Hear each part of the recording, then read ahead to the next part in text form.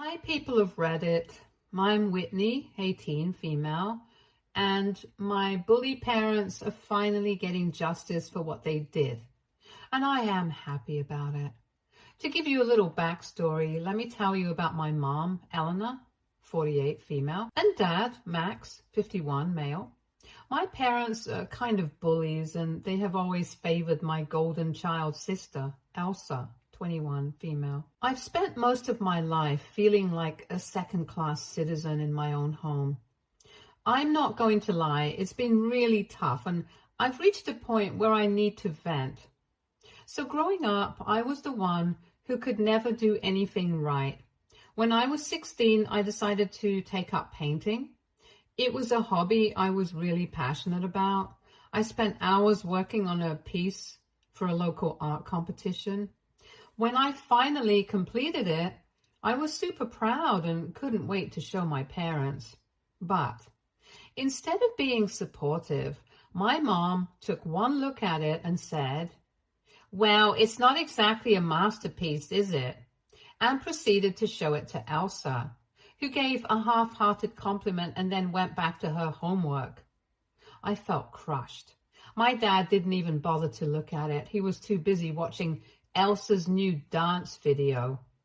One of the worst instances was when I was 15 and had my first serious boyfriend. I was really excited about it and wanted to introduce him to my family. I was so nervous, but I thought it would be a big step in feeling more connected with them. Instead, my mom and dad barely acknowledged him. They just made snide comments about how he didn't seem like the type of guy they'd expected me to date. My mom even went so far as to make a joke about how he seemed like he was from the wrong side of the tracks. I was mortified. They never made an effort to get to know him or make me feel supported in my own relationship. And then there was the time I had a really bad bout of the flu. I was bedridden for days, feeling absolutely miserable. My parents didn't even bother to check in on me. They were too busy with Elsa's rehearsal for the play. I remember laying in bed, hearing them discussing her costume and schedule, and feeling completely abandoned. When Elsa came home, she just gave me a patronizing smile and said, "I hope you're feeling better now," before heading off to hang out with her friends. The worst part is that Elsa never really appreciated me or valued me either. I tried to have conversations with her and share things about my life, and it felt like she was always too busy or too disinterested. I only confided in her about how hurt I felt from all this favoritism, and she just shrugged it off, saying, "You're just being dramatic. Mom and Dad love us both." But it's like, if they really did love us both, why was I always treated as an afterthought? I even tried to bond with her over shared interests like books and movies, but she was always more interested in talking about herself or her friends. For example, she'd come home from a weekend trip with her friends, and instead of asking me about my week or how I was doing, she'd just go on and on about her latest adventures and how amazing her friends were. It always felt like I was just a backdrop to her life, a mere spectator in her grand narrative. I could go on and on about the countless little instances where I felt neglected or undervalued. It's been a lifetime of living in Elsa's shadow, of feeling like the backup plan or the afterthought. And the hardest part is that my parents never see it. They think they're being fair, that they love us both equally. But it's so clear to me that their love for Elsa is just on a whole different level.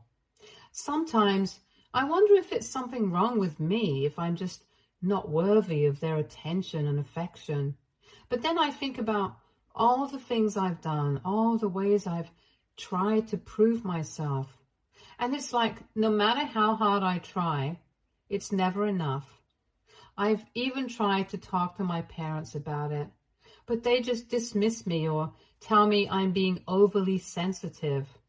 They say things like, "You're imagining things," or "Elsa's achievements are just more visible." but it doesn't make the sting any less painful. So 2 days ago was my 18th birthday. For context, Elsa and my birthday are just 1 day apart, so you can imagine how our family celebrations typically go. Growing up, I've always had this sinking feeling that my birthday was just overshadowed by Elsa's. But this year, I decided to keep things simple. I knew better than to expect a big celebration at this point. I've pretty much stopped dreaming about anything extravagant, so I told my parents that all I wanted was a quiet dinner at a nice restaurant with just a few of my friends and family. Honestly, I figured it was a modest request given everything. I was really excited about this birthday. Turning 18 felt like a huge milestone. I mean, it's the age where you finally get to say, I'm legally an adult and all that. I was looking forward to it as a way to celebrate a bit of independence and mark the end of my teenage years. I had picked out this gorgeous dress that I had been eyeing for months. It was this sleek navy blue number with a bit of sparkle that made me feel like I was finally stepping into my own. I even went out of my way to find a restaurant that I thought everyone would enjoy. After doing some research, I settled on a place that had great views and a cozy atmosphere. I thought it would be perfect for a low-key birthday dinner. I went to the trouble of searching for the best restaurant, making sure it was somewhere everyone could agree on. I didn't want any last-minute stress or arguments over where to eat.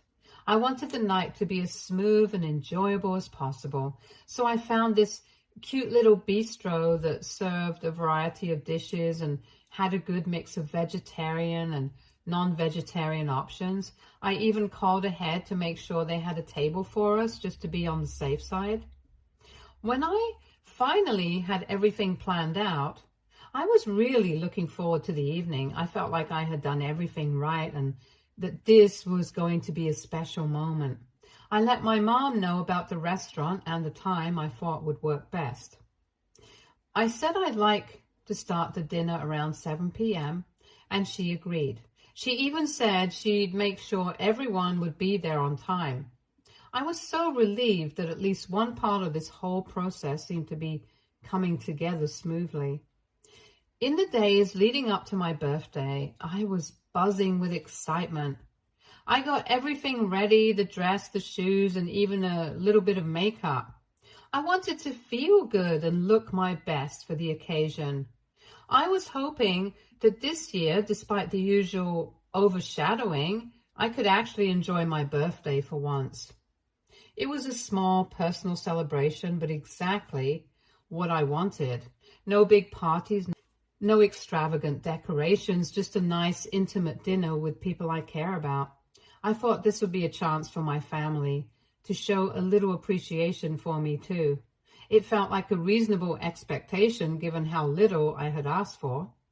I reached the restaurant at 6:45 and waited outside for 15 minutes because I didn't want to go in early and seem too eager. I figured I'd be polite to give everyone a little leeway to arrive, especially since it was my special day. I wanted to make sure everything was perfect.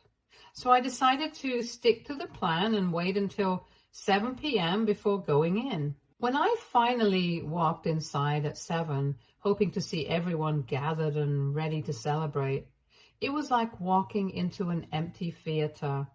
I was the only one there. The reservation was still on the books, so that was a relief. But the hostess gave me a look of surprise when she saw me standing alone. She kindly led me to my table, which of course was beautifully set and ready, but it felt more like a stage for a solo performance than a cozy dinner with friends and family. The waiter came over almost immediately and asked if I'd like to order something while I waited. I was feeling a bit awkward and didn't want to start eating or drinking alone, so I told him no, that I prefer to wait for the rest of my party. He seemed understanding, though I could tell he was a little puzzled by the fact that no one else had arrived. I hoped it was just a matter of a few minutes delay, maybe some last-minute traffic or people running late. As I sat there, I tried to stay optimistic. I checked my phone a couple of times to see if I had missed any messages. Maybe someone was stuck in traffic or there was a mix-up with the timing. I kept looking towards the entrance, hoping to see familiar faces walk through the door. The restaurant was starting to fill up with other patrons, and I felt increasingly self-conscious sitting there alone, wearing my special dress, with no one to share it with. The minutes dragged on, and I was beginning to feel a knot in my stomach. My excitement from earlier in the day was starting to give way to a mix of anxiety and disappointment. I tried to keep my mind off it by scrolling through my phone or fiddling with my menu, but the reality was starting to sink in. It was past 7:15 and still no sign of anyone.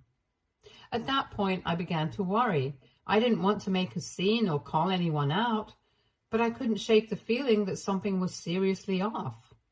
I tried to convince myself that maybe everyone was just running exceptionally late, but the minutes kept ticking by with no change. My hopes were dwindling and I was feeling more and more isolated. By 7:30, I couldn't deny it any longer. It was clear that my family and friends hadn't shown up yet. I started to get a bit emotional sitting there at my table, feeling like I was the only one who had shown up to their own birthday party. I began to think back on how I had made sure everything was arranged and planned, how I had been excited and looking forward to this night, only to end up waiting alone. I kept telling myself to stay calm and composed, but it was getting harder with each passing minute. When no one showed up after 30 minutes, I started to get really anxious. I decided to call my parents, thinking maybe they were just running late. I called them repeatedly, but no one answered. My heart was racing and I felt this sinking feeling in my stomach. I knew I needed to figure out what was going on, so I decided to call Elsa, hoping she might have some answers. She picked up on the second ring, and I tried to keep my voice calm, even though I was on the verge of panic. I asked her where everyone was, and she casually mentioned that she was at home. I was completely baffled. I asked her when she was planning to come to the restaurant, and that's when she dropped the bombshell. She said, "Oh, I forgot to tell you, but we had to cancel the party. Mom wasn't feeling well." I was in disbelief. I asked her why no one had told me about the cancellation. I thought maybe there was some sort of miscommunication or a mix-up. Elsa's response was shockingly nonchalant. She said, "I'm sorry, I guess I forgot to let you know." It felt like a punch to the gut. Here I was, dressed up, waiting at the restaurant, and they hadn't even bothered to give me a heads up. I tried to process what she was saying. I asked her if there was any chance they could still make it if Mom was okay, or if there was some way to salvage the evening. But Elsa's response was cold and dismissive. She said, "I really have to go now." And then she just hung up on me. I was left sitting there, stunned and hurt. I tried to keep my composure, but it was really tough. I felt like I had put so much effort into planning this evening and had gotten nothing in return. I looked around the restaurant trying to keep my tears at bay. I could see families and groups of friends enjoying their meals. It made me feel even more isolated. I was sitting there with no one to talk to, no one to celebrate with. The emptiness of the situation was overwhelming. I was sitting there feeling pretty miserable, so I decided to order something to eat. I told the waiter that no one was coming and asked if I could move to a smaller table. At this point, I was just trying to make the best of a bad situation. I ordered a simple meal, not really caring much about what I ate, and pulled out my phone to pass the time. As I was scrolling through my feed, trying to distract myself from the growing sadness, I noticed someone walking through the restaurant's entrance. I looked up, and to my shock, it was my grandfather. I hadn't expected him to come, especially since I thought my mom had uninvited everyone. I was genuinely surprised and honestly relieved to see a familiar face. He walked over with a warm smile and said, "Happy birthday." I felt a rush of emotion as he came closer. I stood up and gave him a big hug. It was one of those hugs that you need when everything else feels like it's falling apart. I thanked him for coming, and it felt like a small glimmer of hope in an otherwise bleak evening. He looked around and asked me where everyone else was. Up until that moment, I had been holding back tears, trying to keep it together. But when he asked that simple question, it was like a dam breaking open. I couldn't hold it in any longer. I started crying right there in the middle of the restaurant. My face flushed and I could feel the tears streaming down. I took a deep breath and tried to explain what had happened. Between sobs, I told him about how I had arrived early, how no one had shown up, and how Elsa had called to tell me that the party was canceled because Mom wasn't feeling well. I told him how I had been sitting there alone, feeling completely abandoned and forgotten on what was supposed to be my special day. My grandfather listened patiently, and I could see concern in his eyes. He put a comforting hand on my shoulder and told me he was so sorry. He said he didn't know about the cancellation and that he had come as soon as he could. It was clear he felt bad about the situation, and his presence was a much-needed comfort. We chatted as we waited for my food to arrive. He shared some stories from his day and made a few jokes to lift my spirits. It wasn't the lively birthday dinner I had imagined, but his company made it feel a bit more like a celebration. As we talked, I felt a sense of relief. Even though my family had let me down, at least I wasn't completely alone. When the food finally arrived, it was hard to fully enjoy it. The earlier events had left me a bitter taste, and I found myself picking up my plate more out of habit than hunger. My grandfather, ever the trooper, made sure to keep the conversation light and engaging. He kept me company and made the best of the situation. My grandfather drove me home, and I was still feeling pretty raw from the evening. When we arrived, I just wanted to crawl into my room and shut out the world. I didn't say anything to my parents. I just went straight to my room and closed the door behind me. I was hoping for some peace and quiet after the emotional roller coaster of the night. A few minutes later, though, I was jolted from my thoughts by the sounds of screaming coming from the living room. I was a bit startled and worried, so I decided to go downstairs to see what was going on. As I made my way down the stairs, the shouting got louder and more intense, and when I reached the bottom, I saw my grandfather and my mom in a heated argument. My mom was yelling, asking my grandfather how he could do this to them. Her voice was full of anger and disbelief. I was completely confused. I had no idea what they were fighting about. I stood there trying to make sense of the situation, and it was clear that this was more than just a simple family squabble. From what I could gather, the argument was about something that had to do with my grandfather's will. Apparently, my grandfather had promised my mom that he would leave her his house in his will, but now he had decided to change his mind. My grandfather was furious, saying that my mom was still the same entitled brat she had been when she lived with him. He was clearly upset and ashamed of how she had treated me, his own granddaughter. In the middle of the shouting match, my grandfather turned to me, took a deep breath and said, "Happy birthday, sweetie," and then headed for the door. It was a strange moment, filled with mixed emotions. I felt a bit of comfort from his kind words, but the chaos that had unfolded was overwhelming. He left without another word, and I was left standing there trying to process everything. Once he was gone, my mom turned to me with an intense look. She demanded to know what I had told him. I was caught off guard by the question, but I tried to stay calm. I simply said, "Nothing, just the truth." It was the truth, after all, about how I had been left alone on my birthday and how Elsa had casually mentioned that the party was canceled without informing me properly. My mom's face contorted with anger, but before she could say anything else, I just turned and walked back to my room. I closed the door behind me and leaned against it, feeling a mix of exhaustion and frustration. I had hoped for a quiet end to a difficult day, but it seemed like the night was far from over.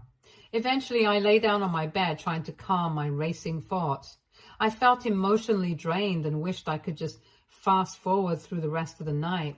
The arguing had left me feeling even more isolated, and I couldn't shake the sense that I was caught in the middle of something much larger than myself. The evening had not gone at all as I had planned, and I was left wondering if things would ever change, or if this was just how things would always be. As I closed my eyes, I hoped for some semblance of peace and a better start to the next day. When I woke up the next day, I felt like I was in a completely different world. The entire atmosphere in the house was icy and uncomfortable. My family was treating me with this cold distance that made me feel like I was invisible. It was a stark contrast to the usual chaos and warmth of family interactions. I walked downstairs and immediately noticed that things were already set up for Elsa's birthday. It was like a complete switch had been flipped overnight. My mom was bustling around the kitchen, clearly feeling better, and she was cooking up a storm. The house was filled with the smells of what I could only guess were preparations for a big birthday celebration. I felt a pang of sadness and frustration as I realized how different things were from the night before. I tried to keep my emotions in check, but it was really hard to see the celebration for Elsa being planned so meticulously while my own birthday had been so disregarded. I was still feeling the sting of being abandoned and hurt by the lack of consideration from my family. I couldn't just sit there and watch them prepare for Elsa's party when it felt like they had completely ignored my feelings and my birthday. So I decided to leave. I packed a few things and went over to my best friend's house for the night. I needed a break from the tension and the cold atmosphere at home. I needed somewhere to go where I felt welcomed and understood. My best friend's place was a sanctuary where I knew I could at least feel a little bit of normalcy and comfort. It was an impromptu decision, but it felt like the right one at that moment. The weird part was that even after I left, my mom didn't even bother to call me. There was no text, no call asking me to come back for Elsa's birthday. It was like my absence didn't matter to them at all. That was a huge blow to my already bruised feelings. It made me wonder if they really didn't want me there, or if they just didn't care enough to make an effort to reach out. So now I'm sitting here at my best friend's house, writing this post, trying to make sense of everything that's happened. I'm feeling a mix of anger and sadness. That's been hard to shake off. It's frustrating to feel so disregarded by the people who are supposed to be closest to me. I'm trying to figure out how to deal with these emotions and how to move forward. I'm reaching out because I need advice. How do I cope with feeling this way? How do I stop being so angry and sad about what's happened? I want to find a way to heal from this and not let it consume me. Any advice or words of encouragement would really mean a lot right now. Thanks for listening to my story. Update 1. Hi everyone, I've got quite the update for you. I've been kicked out of my house. Yeah, it sounds as dramatic as it feels. It's only a few weeks until I'm supposed to head off to college, but apparently my parents couldn't wait that long. The craziest part, it all started over me not doing the dishes. So here's how it went down. I hadn't gotten around to doing the dishes one night and my mom completely lost it. She started railing at me about how ungrateful and entitled I am, how I never help around the house and all that jazz. It felt like she was blowing it way out of proportion. I tried to explain that I had been really busy with preparations for college and it was just one night, but instead of calming down, she just got angrier. Well, I lost my patience too. I snapped back and told her exactly how I felt about the way they've treated me over the years, how I've always been the one overlooked, how my birthday was just another example of their disregard. I aired out everything I'd been bottling up for years, and once it was out, I couldn't hold back. I told her about the emotional distance, the favoritism towards Elsa, and how hurt I felt about everything. As you can imagine, that didn't go over well. Things got really heated and my mom's face turned bright red, and she screamed at me to get out. I was stunned but not surprised. I'd seen this coming for a while now, though I didn't expect it to be triggered by something as mundane as the dishes. I didn't wait around for any more drama. I grabbed a bag, threw in a few essentials, and just left. I didn't even bother with a big goodbye or explanation. I was too upset and needed to get out of there before things got even worse. I told my mom I'd come back for my stuff when I was heading to college, but for now, I needed to be somewhere else.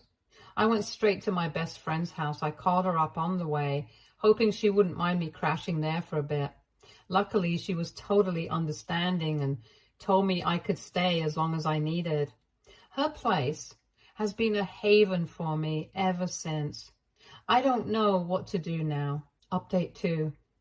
Hi everyone. I know it's only been a few weeks since my last update, but I figured I should let you all know what's been happening. Honestly, things have been pretty quiet on my end, but there's a bit of news that might interest you. So yesterday, I finally got a chance to talk to my grandfather.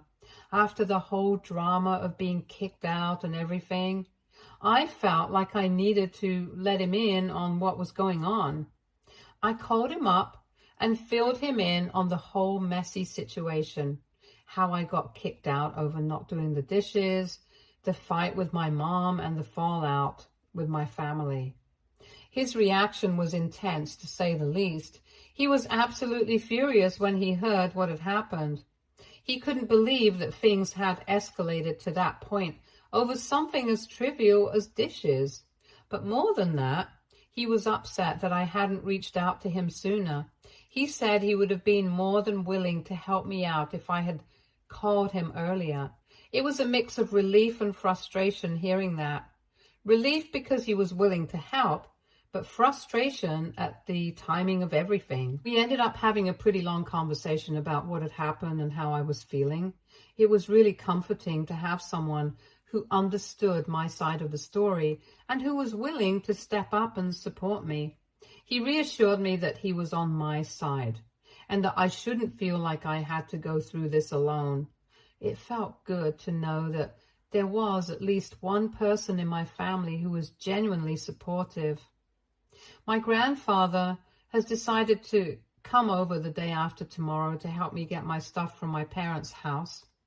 It's a huge relief to know that I won't have to deal with this by myself. He's going to help me pack up everything I need for college and get it all sorted out. I'm honestly a bit nervous about going back to the house and facing my parents again, but having my grandfather there makes me feel a lot more confident. Update 3. Hi everyone. So I've got another update for you, and unfortunately it's a pretty rough one. Yesterday was supposed to be the day when I finally got my stuff from my parents' house with the help of my grandfather. However, things took a really terrible turn. When we arrived at my parents' house, I was shocked to find that almost all of my belongings were gone. It turned out that they had either thrown away or donated pretty much everything. All that was left were a few old notebooks. I couldn't believe my eyes. It felt like a total violation of my personal space and belongings. I was at a loss for words. Naturally, I confronted my parents about it. I asked them what had happened to my stuff and if they knew where it all went. Their reaction was to laugh at me. They actually laughed. It was like they found my distress amusing. I was stunned and heartbroken. It was like a final slap in my face, and I couldn't hold back my tears. My grandfather was absolutely furious when he saw how they treated me. His face was red with anger, and I could tell he wanted to confront them more aggressively, but he kept his cool. Instead of getting into a big argument, he decided it was best to just leave. It wasn't worth escalating the situation further, especially since I was already in such a fragile state. We got back into the car, and that's when the tears really started to flow. I was crying pretty hard, feeling utterly defeated and emotionally drained. My grandfather, being the incredible support that he is, did his best to comfort me. He told me he was so sorry that things had turned out this way and that he wished he could have done more. He reassured me that I wasn't alone and that we would figure this out together. To lift my spirits and make sure I had what I needed for college, my grandfather took me shopping. It was a bit surreal walking through stores, picking out things I needed for the next chapter of my life, while still feeling the sting of what had happened. But his kindness and determination to help me get back on my feet really meant a lot. We managed to pick up a few essentials, and it was a relief to know that I had the basics covered. On top of that, my best friend told me I could have whatever I wanted from her stuff. She offered me clothes, supplies, and anything else I might need. It was a huge comfort to know that even though I was going through such a tough time, I had people who genuinely cared and wanted to support me. Stay tuned for more stories from our girl